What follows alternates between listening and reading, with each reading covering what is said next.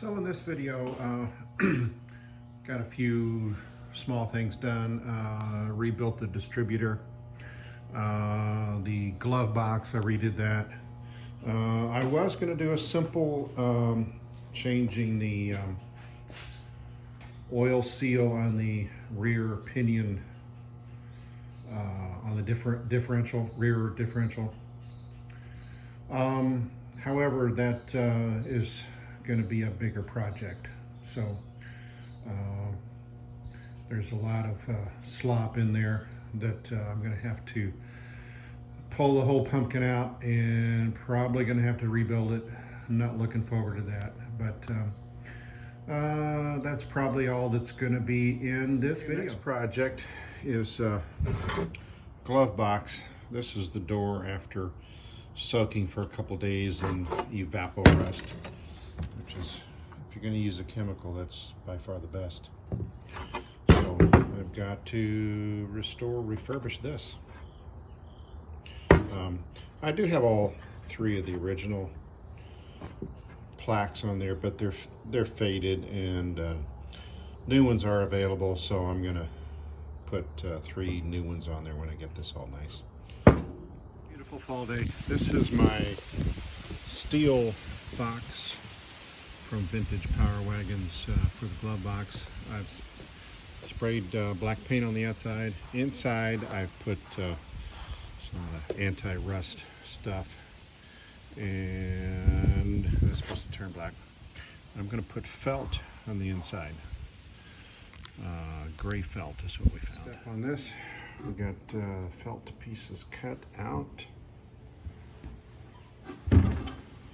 and what I'm going to use is this stuff to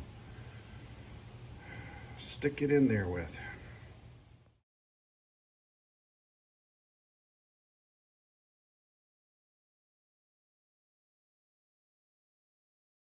So on my glove box, I have decided to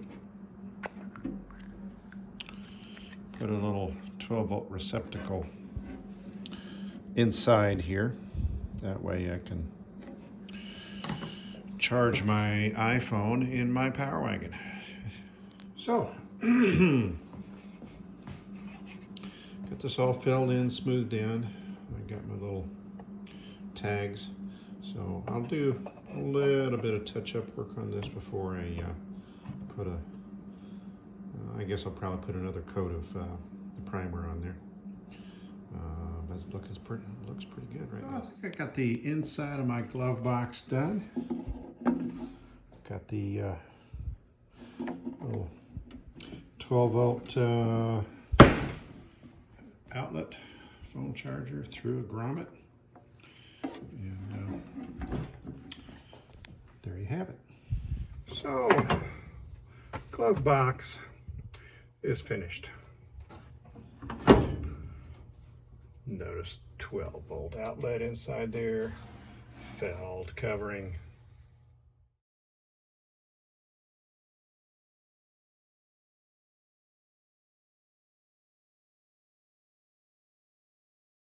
So I got my distributor all put back together, cleaned, lubricated in the right spots, new points. If you don't know how to set up points, this is the wrong channel. But did a test drive, and yeah, it does run better. Seems like the mechanical advance probably wasn't working properly. So that looks like that problem is squared away. So I'm going to replace the seal on the pinion shaft on the rear differential. It's been leaking pretty good since day one. This nut is not near as tight as the last one I dealt with, so it may be a lot easier to do this one. Well, this is considerably harder. Got the nut off, got the yoke out, but man, that seal, banging, banging, banging, banging, banging, ripping, banging, grunting. Got the seal out, but pretty sure there's not supposed to be that much play in there, so I gotta research that.